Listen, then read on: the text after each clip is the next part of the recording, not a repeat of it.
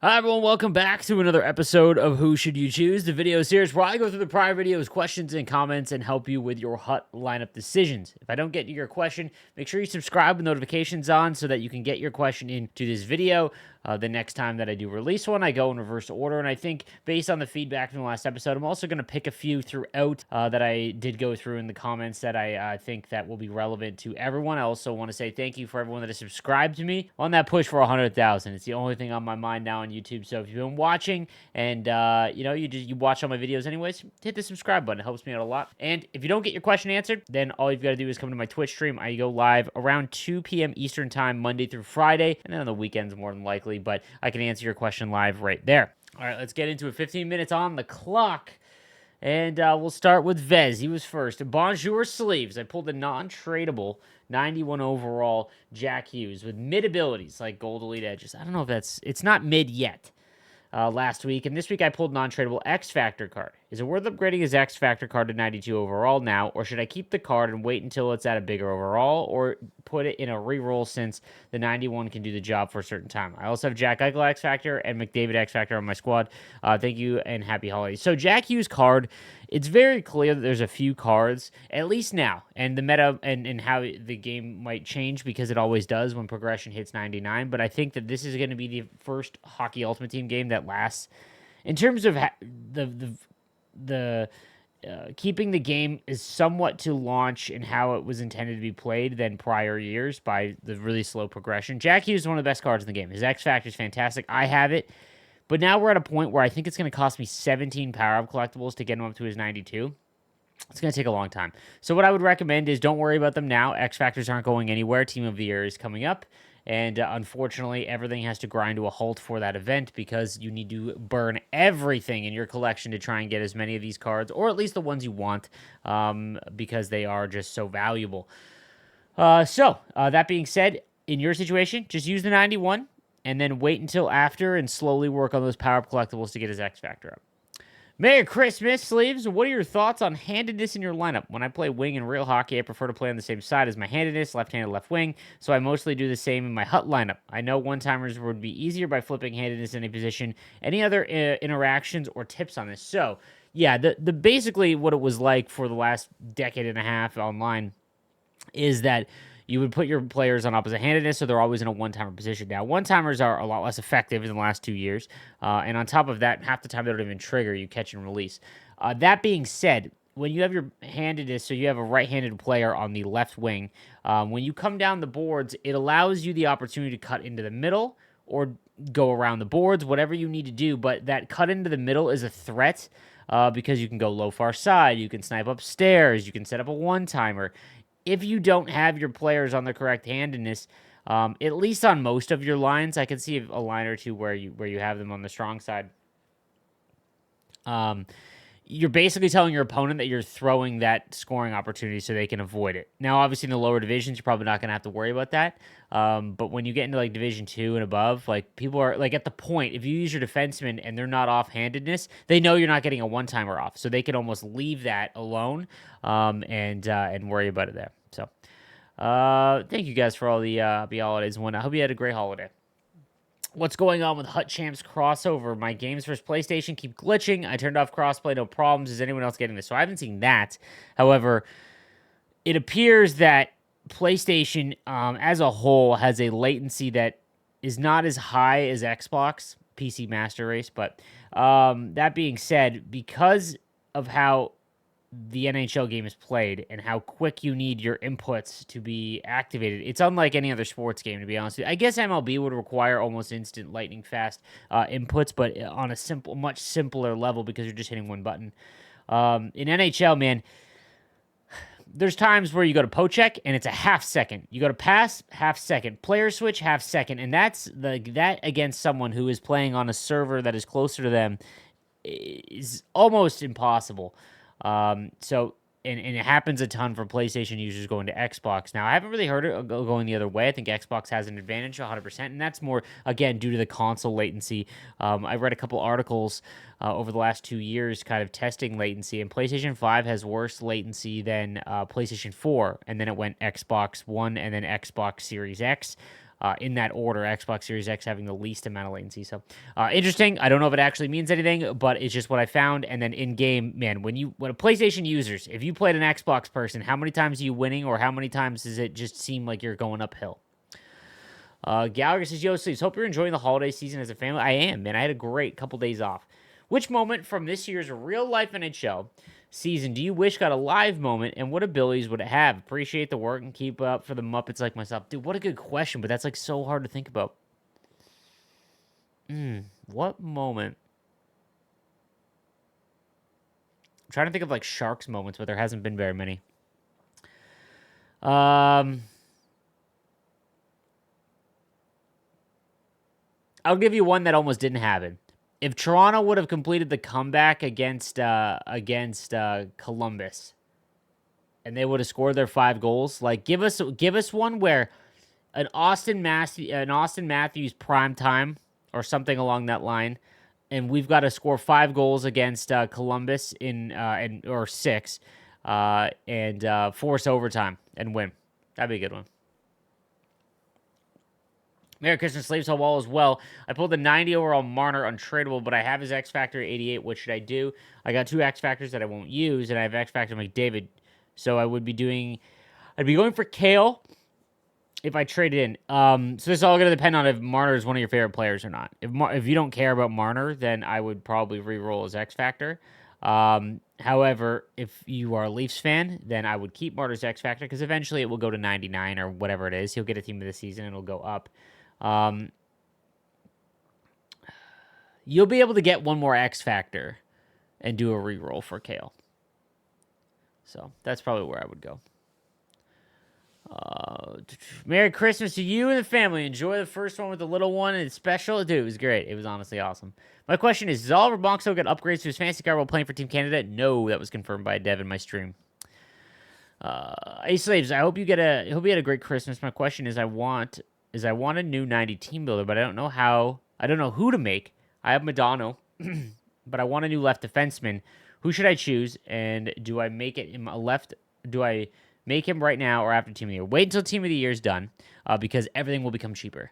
No one will have no one will have coins after Team of the Year. Everything will just be sold because usually the event right after Team of the Year is kind of like lame duck because Team of the Year is so good. So you should be able to get them pretty easily. I would go with a left-handed defenseman. I would go with Regier or Mitchell, whoever you like more as a player. They're very, very similar. Both great.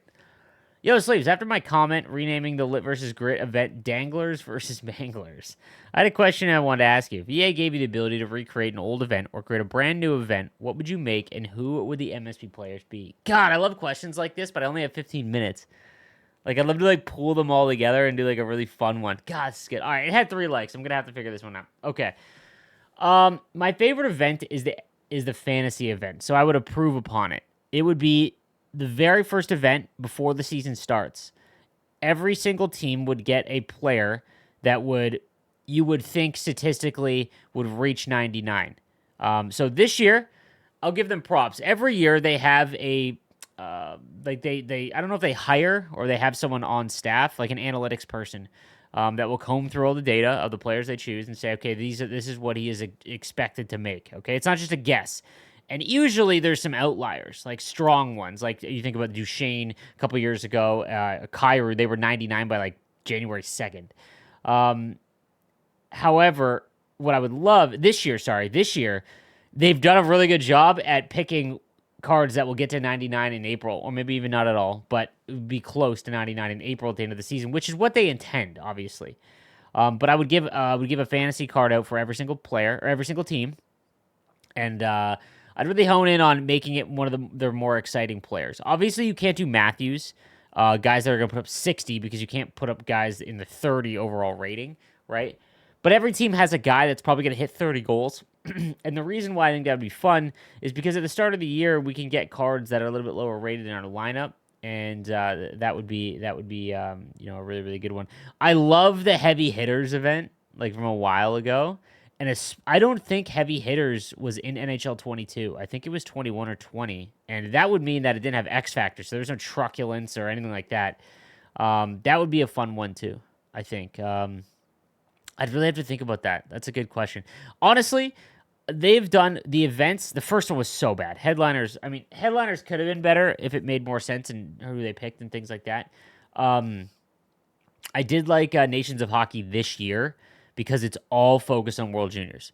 Because I've had such a gripe with them doing Nations of Hockey or Winter National, and it's always these big international events, but it never features the World Junior players outside of like the +3 if they win gold in their face cards, right? But because they didn't have the IHF rights, they had to use the World Championship from like 2016, and they literally used it to like NHL 22. So like the card on MSPs were literally guys like McKinnon on Team North America, right? So now that they have the IHF rights, I love that Winter National is a 2-week event right around the World Juniors. I love what they did the World Juniors. The only knock is that Team USA obviously they don't have rights to, but they gave a face card that can go up in value to every single roster player in the World Juniors. Like that's fantastic. So I want to give them props for that. I do want to give them props for that.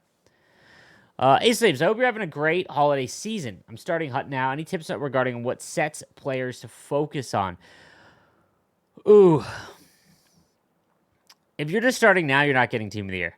Unless you're spending money. Team builders. Very easy, very straightforward. Anything that's 82 and below on an NHL team, throw into the team builder sets, slowly work towards it. Bonjour, says I love your content, been watching for a long time. I just want your thoughts. How likely can I make 2 team of the years? With what you've got now, 0% unless you have a lot of coins. You could probably make 1. Hello again, Mr. Sleeves. I would like to see the abilities built into cards for 0 AP to help separate cards. If a new Hasek comes out, for example, he's undersized and no one will go out of their way to make him great. What if he already... Oh! Interesting. Interesting. It's a slippery slope, so I don't want to see any big abilities for free. But when was the last time you activated Adventure on a goalie? Shouldn't Brodeur have it automatically? Oh, man. That's an interesting... That is a slippery slope. But cards... God, could you imagine what you could do if a card had an X Factor ability activated for free? I feel like that's like the next like thing. It would make like imagine it was on Live Moments cards or Team of the Week to make them somewhat special. Damn. That'd be nuts. I love that for smaller goaltenders. I think that I'm literally going to message EA about that later on this afternoon because I think that is a great idea for goaltenders under 10. Remember Movember? I actually don't. So, hand up, guys. I started creating content in NHL 17 on January 1st, 2017. Oh my God, it's almost been 7 years.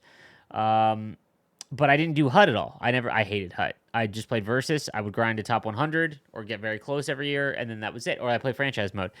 But I made tip videos for my first year, and then my second year, all it was 6s. I joined League Gaming, and I was obsessed with 6v6, and that was all I made content on, which was a terrible idea for my channel.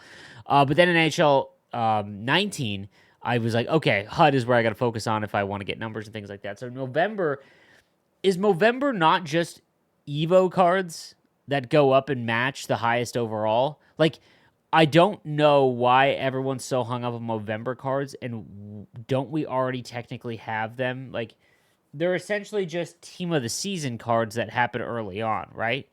Which is what Team of the Year is. Like, I don't know if I would want Movember now, simply because if it happens in November, and they go up to match the highest overall card, the new ones that come out, that craters the market and value of newer cards. So I'm sure that there's a way to do it, but I don't know. Team of the Year stress is real, but looking back, November seems like the wild, wild west now, because that free Jonas Donskoy wasn't getting any upgrades. We've come a long way. It's true, man. Like, it is way different, man. It is way different. To an extent, we're still playing the same 5 modes. Thanks for everything, Sleeves. I watched this series, and it's very helpful. I'm happy to hear that. I just got 86 Markstrom, upgrading his 83, and now he's letting everything in. Have you noticed cards will do this higher overall but lower performance? All the time, brother. A couple things probably play into this. At the start of the year, right, you're playing opponents that haven't separated into where they kind of are in terms of rivals rankings. So, like, Markstrom back when I first started, I was dominating because I, was matching up against players that are in a lower division than me. Now, dude, the Rivals is designed to make you go 500. When you hit your plateau and you've played about 100 games and you haven't gone up or down, like I am at 1980. Like 1980 to 1900, I will sit in there. There's nothing I can do until I fundamentally change the way I play. You can play as many games as you want until, and then which will help you a little bit. You can play 1,000 games and that'd be fine. But it's a lot like golf. You can go to the driving range and hit 1,000 balls every single day, and you will improve. But all you're really doing is hitting 1,000 balls, practicing your shitty swing. Right? Same kind of thing with sports video games for the most part. Like, you will gain knowledge, but until you mechanically change something and try a new strategy, or you learn the glitch goals, or you learn the high tier, very difficult to pull off dekes and goals that the players at the top end do, you will stay where you are. And if you're in the lower divisions, it's a lot less than that. It could simply be you are just following the play. I think that players in Division, I'm sure there's some pretty good Division 3 players. But like 3 and below, I would guess that most of the time you're just watching the puck. You're literally not setting up any plays, which is why if you watch my settings video, I show you guys how to use behind the net. And just knowing like 2 goals that you can look for will set you up a division. It will, because you are looking for something and your opponent is literally just following the puck. Are there any decent Nations of Hockey cards you'd recommend, regardless of potential upgrade, or do you think most of the higher end cards aren't worth it regardless? I'm assuming you're talking about like the Team Canada cards, like the face cards. I looked at them all. None of them really struck me, even if like Canada wins gold. Like Geeky, maybe because he's massive. But I'll be honest with you, here's what happens.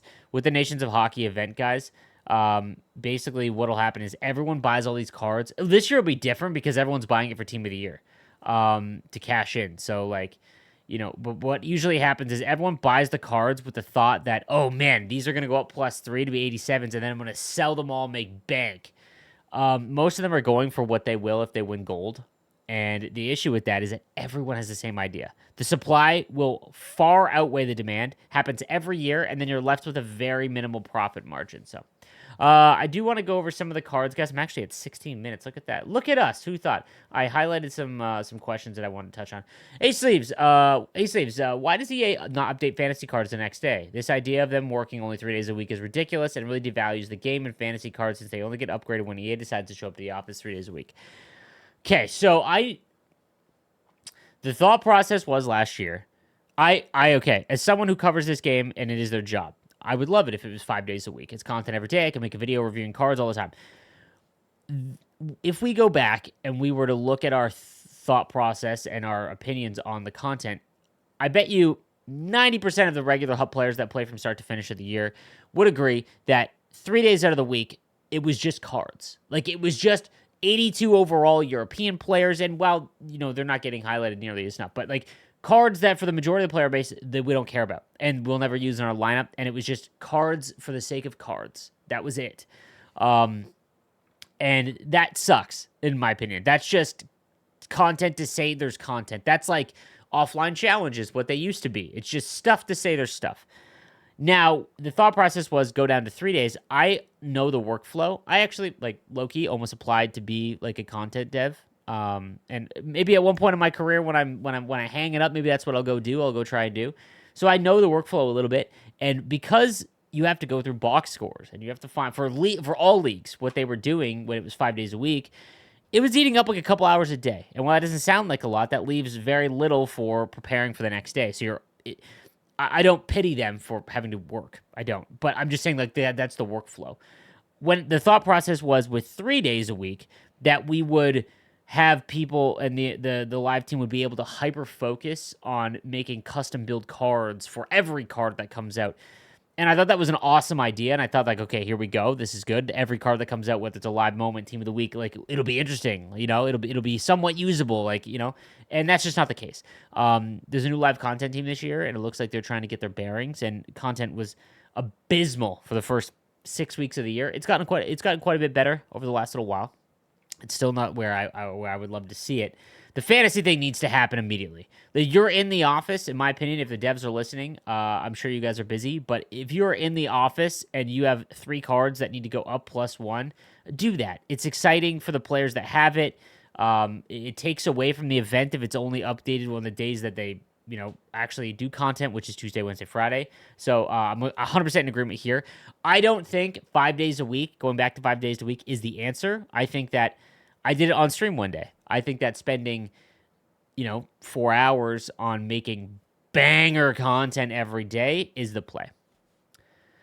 The other one was, can you do Market Mondays? No. So over the course of my career, I have kind of ignored my reach. And that is because I really sell myself short. I really don't think that I have the reach and the following that I'm blessed with. So when I would do Market Mondays, here's what would happen. You'd get just absolute assholes that live on this game, and they would basically just buy up all the cards that I would talk about, and then, the Mikes in Iowa would come home from work. They put their kids to bed, sit down, maybe watch my video while they're on the drive home. They're like, oh, I'm going to go buy this card and try it out for cheap because it's a good value. And then would just put it up for double the price, and people would think that, oh, these cards are good, so I'll just buy them. It would ruin the market. It sucked. I would love to do Market Mondays, but the game is simply not big enough to do it. MLB is a game where there's so many people and so many cards in the market that you could do Market Mondays. And I honestly got the idea from a guy named Ansel Armstrong, great MLB YouTuber. And he would basically do these things on Monday where he would just sit on the market for an hour and see how many coins he could make. You can't do that in NHL. And I tried, but I understand my reach, and what I say carries weight now in the market, and I don't want to do that anymore. It sucks. It's the exact reason as to why I don't give you guys price points on cards. Like, I don't say, go buy this card for it's worth 30,000 coins. If I do that, it's 45,000 coins. And it sucks. It's stupid. Ace Sleeves, do you think the price of cards will go back after all the Christmas noobs get the game? Pulled Aho 89, and of course he only sells 50K. We are about to enter the second phase of NHL, and that's post-Team of the Year. And post-Team of the Year kind of sucks. It's the beginning of the end. Because what a lot of players will do is they will save up from the launch of the game all the way to Team of the Year. They'll get their 6 Team of the Years, and then they'll be like, oh shit, I can't put new cards in my lineup because I have these 6 cards that I'm now stuck with. They're going to be great cards, but you basically have 6 spots in your lineup that you are never going to change. And a lot of people have multiple Team of the Year cards. The issue with that is that it completely devalues pretty much every non-high-end card that comes out that's like among the highest overalls. So no, it will probably not come up. If anything, after, everyone will not, they will have no coins, and they'll probably just sell everything. And yeah, it kind of sucks. It's why I don't like Team of the Year as much as I used to, because they haven't really done anything new with the event to keep us on our toes. Like, I would love it. I said this a couple times. I would love it if they made master set card art for all of the nominees, which would be super difficult. And then essentially whoever wins, they could give them the card, bump it all the way up, and it acts like Team of the Year. But the ones that don't win, they get like +3 synergies and some really good abilities, but they're stuck at the overall that they're at. That'd be a nice way to do it, but I think I had one more. Hey, Sleeves, do you think there will be a discount for maybe McKinnon Team of the Year if the trade-in is 91 moments? I have no idea what to expect from this new content team, guys. I would not be buying 88 overalls because I think progression in the way that it's gone is +1 trade-in every month, meaning that right now we can trade in 86 overall cards for event collectibles. I would guess 87s is next month, January. I would be stunned if they let us do 88s. Because then we'd be able to acquire more, and why would EA let us do that? In terms of the other high-end cards, no. The only ones that they give discounts to, X Factors and Master Set players, but even then it's not guaranteed. So, like, I don't want to be like, yeah, this is how to do it, because I personally don't know. As an aside, I don't like knowing, guys. I think that everyone would be like, man, he's a game changer. He knows who Team of the Year is. He knows what cards are coming out. I hate that, because as a content creator, knowing everything is just so lame. I get, I have to fake react and I have to be like, oh, here they are. Like, I hate that. So I legitimately do not want to know anything because I'm a player just like you guys. Like, I want to enjoy the game as much as you guys do. I don't want to know what's coming out. That's lame. Ace Slaves, I love your videos. You're quickly becoming the only NHL 24 content creator I watch. I appreciate that, man. But watch the other content creators, man. They make a lot of good content. I really like how you were going no money spent, as that's what I've done since first playing Hut in 21. Anyways, 2-part here. First, do you think progression is so slow it's actually leveling the playing field for no money spent players? Personally, I have noticed that I am keeping up with my overall team much better than prior years, where I would have grind to a lot more to keep up with everyone. Second, this is more of a would I choose But I have 88 Gallery of Greats Lundqvist and an 87 Power Up Icon Brodeur. Who should I be starting? Lundqvist powered down Brodeur to get the Power Up collectibles back. In terms of the first thing, yes, it is easier for no money spent players. 100%. It's also extremely frustrating, though, because all of the new cards and packs they're coming out with, you can't buy with coins. I don't know what EA is doing in terms of their economy and their packs. Very cringy, spend money to get all of the best cards. However, if you are someone who plays regularly, the rubber band is closer, right? Like at the beginning of the year, everyone had Gretzky, Lemieux, and Howe, which is brutal, and all the team builder cards. But as you've seen with my no money spent team, I saved up, and the second the 90 team builders came out, I was able to make them all, and now I have Gretzky and all the team builders and good X factors and the good MSPs. It's like pay to catch up, I think would be the way to say it. Because yeah, the rubber band on it is pretty crazy. You're gonna see though in team of the year, and they're gonna come out with just some $400 pack, I'm sure of it, where you get a team of the year card. It'll be a random one. It'll probably be untradeable, and you'll have guys tripping over themselves to obliterate their credit card, and it sucks. And you're gonna see a massive snap of that rubber band right at team of the year, and then it'll slowly allow everyone else to catch up. And it'll kind of go like that. But the packs in the store where we can't spend with coins is absolute bullshit. Can't stand it. I cannot stand what they are doing with that. That, for example, that starter pack that came out when the Nations of Hockey event dropped, you could buy it for 1,700 points, which I think is like $15. And you were getting, it was supposed to get an 82 overall MSP and 3 power-up collectibles, but you were actually getting the 89 MSP for the first 45 minutes. I sat there, and I'm not spending money on this game. I'm not giving EA any more money. And I couldn't buy it with coins. No one could. You could only use points to get it, which is just garbage. So anyways, guys, that was a long one. I had a lot of fun. I think I'm going to keep doing this format where I'll just pick a few questions after the 15 minutes. I hope you guys enjoy the videos. Come check out the streams. I'll see you guys next time. Have a good one.